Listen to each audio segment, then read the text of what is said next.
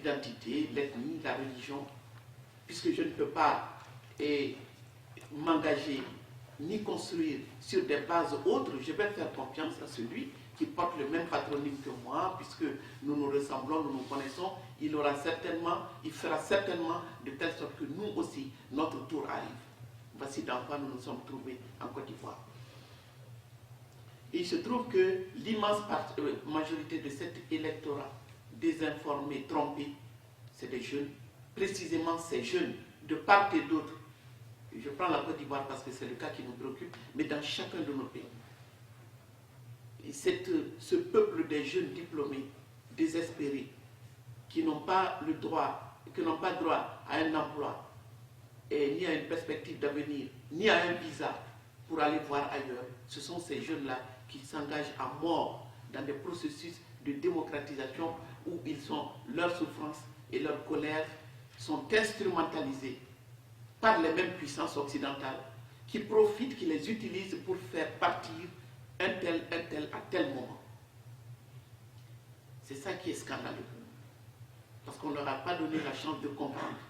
Mais le moment venu, lorsqu'on a envie de se débarrasser d'un dirigeant, ou lorsqu'on ne veut pas d'un dirigeant donné, on sait comment aller dire au bon peuple français que ce Nicolas Sarkozy, dont la cote de popularité a atteint 22% ici, mais on l'approuve à 63% dans sa chasse aux dictateurs africains. Si quelqu'un, si on peut m'expliquer ce paradoxe. On estime qu'il n'est pas bon dans ce qu'il fait en France, mais il est bon quand il s'agit d'aller dire à l'Afrique comment démocratiser. On peut comprendre ce jeu politicien, mais que de là à passer à l'acte, après avoir essayé d'instrumentaliser aussi des institutions africaines totalement carentes, donc on a essayé, nous on s'est battu localement pour qu'au moins le Mali, le Sénégal et autres n'aillent pas prendre des fusils pour aller faire la démocratie chez un voisin, alors que chez nous-mêmes, elle ne marche pas. J'ai parlé du profil de l'électeur, qui me semble fondamental, qui a droit à l'information, qui a le droit de choisir, mais pas n'importe quel choix, mais pour donner un sens aux politiques économiques qui déterminent l'emploi, la nourriture, la santé, l'éducation. Ce n'est pas le cas. Des démocraties minoritaires partout, on atteint le taux de participation de 50 à 70% que dans les pays en crise comme la Guinée, le Sénégal, mais chez nous, ça atteint rarement 30%. Quand 30% de la population se mobilise pour élire quelqu'un, il paraît qu'ici aussi, l'abstentionnisme commence à gagner du terrain. Et on a des problèmes. Mais le fin fond de cette histoire, moi je suis en colère parce que ce qu'on ne dit pas aux gens, c'est que tout cela obéit, enfin est fait pour sauvegarder un libéralisme débridé, meurtrier, et qui a du plomb dans l'aile, et ici et aux États-Unis. Comment Barack Obama peut se mettre avec Sarkozy pour combattre en Afrique ceux qu'ils appellent des dictateurs? Moi, c'est une réalité, sauf que Laurent ne l'est pas. Dans le cas de Laurent, j'avais dit, moi je ne m'engage pas, je ne suis ni pro-Laurent ni pro-Gbagbo. Mais objectivement, aujourd'hui, on a humilié quelqu'un qui a été le premier en Afrique de l'Ouest à défier un homme extrêmement puissant qui s'appelait Félix Houphouët-Boigny. Dans un contexte où tout le monde, y compris moi-même, on se taisait. C'est lui d'abord qui a exigé le multipartisme, les élections. Il a fait la prison pour ça. Lui et sa femme sont syndicalistes. Lui, il a dit qu'il fallait autre chose que d'être justement à la solde du capitalisme français, d'être la vitrine du capitalisme français, et qu'on pouvait envisager l'avenir de la Côte d'Ivoire et de la sous-région autrement. C'est ça qui a été son tort au départ. Depuis lors, et là j'espère ceux qui ont vu le film France-Afrique de Patrick Bengué, ce n'est un secret pour personne, ils l'ont dit, il n'était pas l'homme du système. Mais ce qui s'est passé depuis lors, je passe rapidement sur les détails, la rébellion, l'incapacité pour les Nations Unies et la France de réconcilier ce pays, de désarmer les rebelles et d'exiger l'organisation d'élections dans un pays divisé. Et de s'étonner que les résultats soient contestés et d'exiger que celui qui, d'après eux, a gagné, a gagné. Pas de recomptage et pas de réélection, rien du tout. Il faut que cela dégage. Bon, moi je ne veux pas entrer, je ne veux même pas m'attarder sur le contentieux électoral. Parce que c'est ça qui a été fait, c'est ça qu'on a servi à tout le monde pour nous faire oublier les enjeux, les grands enjeux qui sont géoéconomiques, géostratégiques, parce que le golfe de Guinée, où la Côte d'Ivoire se situe, fait partie du sauvetage du système aujourd'hui qui a du plomb dans l'aile. Obama sait, la France sait, qu'ils sont en perte, l'hégémonie de ces puissances occidentales en perte de vitesse, devant la Chine qui avance à pas de géant. Ils ont besoin de points d'ancrage. Il ne s'agit ni de Laurent, ni de Alassane, ni des peuples d'Afrique. Il s'agit de savoir comment sauvegarder les intérêts dominants dans une période où ce n'est plus la guerre froide, mais c'est tout comme, puisque l'Asie et l'Occident vont s'affronter. Ce siècle va être l'affrontement, ce n'est la guerre froide, on en est sorti, mais l'affrontement se situe essentiellement entre la Chine et l'Occident, et ça va passer par l'Afrique. Et quand ça doit passer par l'Afrique, il faut avoir en poste des amis sûrs. Et moi, je pense que tout cela n'a rien à voir avec la transparence des urnes, et que tout cela ne peut pas justifier la tuerie. Alors on viendra vous dire, un tel a tué, l'autre a tué, qui a tué. D'ailleurs, on va traîner le coupable devant la Cour pénale internationale.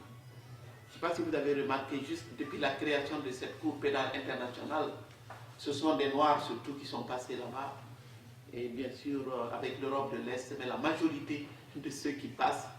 Et Bush, c'est 100 000 morts en Irak. Tony Blair, son complice, les deux se baladent aujourd'hui. Bush a créé sa fondation.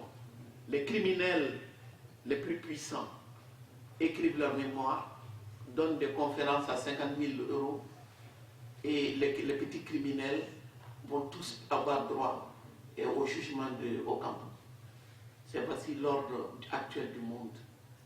Alors quand je dis tout cela, pourquoi je vous dis c'est moins pour défendre qui que ce soit que pour faire de telle sorte que ce continent, dont le seul tort est de receler des minerais, du pétrole, de l'uranium, tout ce dont le modèle de développement qui a fait la prospérité de l'Occident a besoin d'ingrédients, et ces ingrédients sont en Afrique. Ce n'est pas l'Afrique, ce sont les Africains qui sont appauvris, mais l'Afrique est loin d'être pauvre.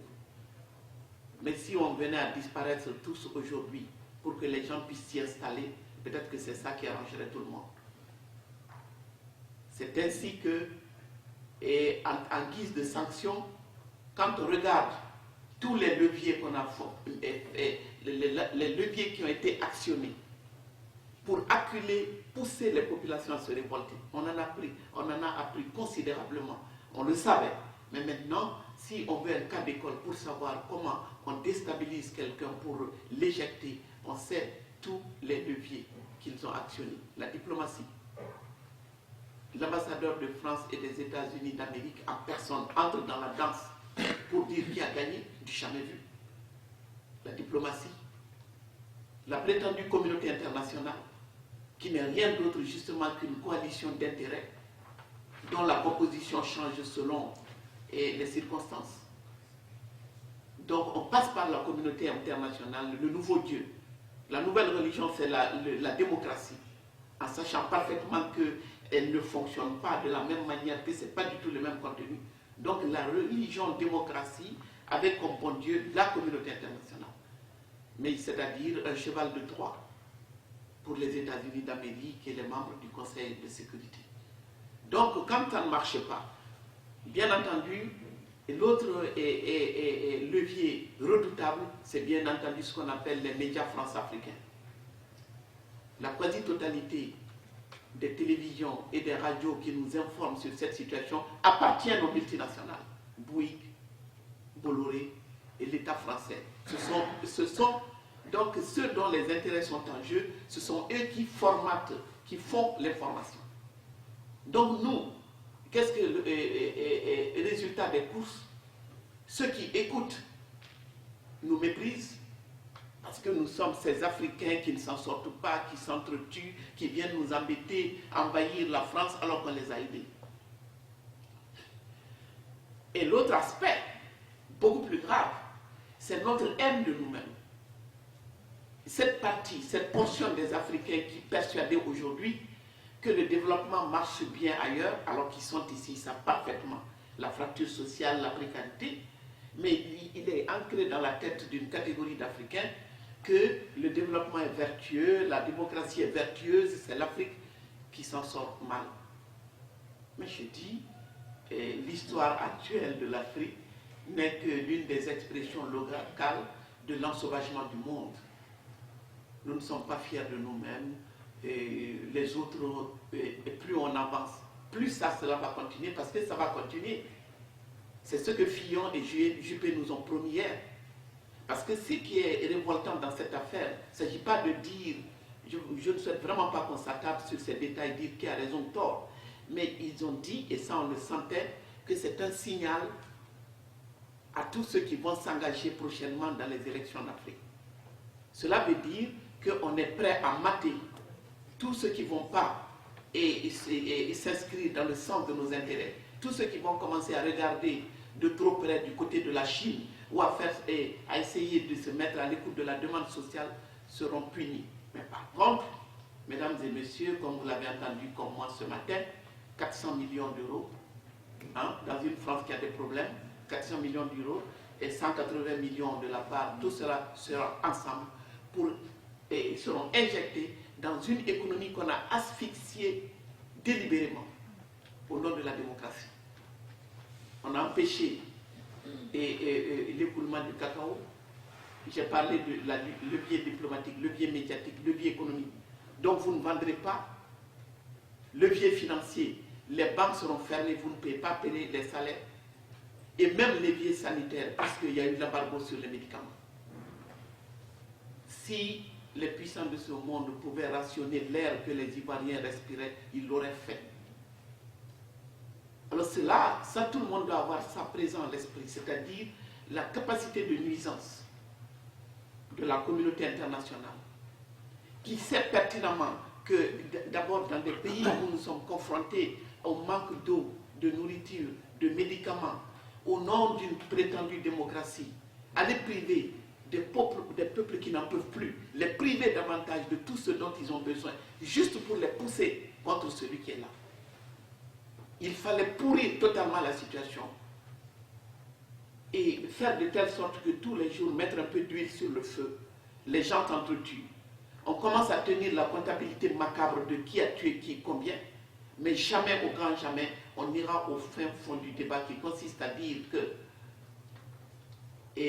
l'immensité de l'Afrique, aux portes de l'Europe, chacun a, je veux dire, chacun a son arrière-cour. Nous sommes l'arrière-cour de l'Europe. L'Europe a besoin de l'Afrique, mais d'une Afrique soumise, d'une Afrique humiliée, dirigée par des bénéficiaires.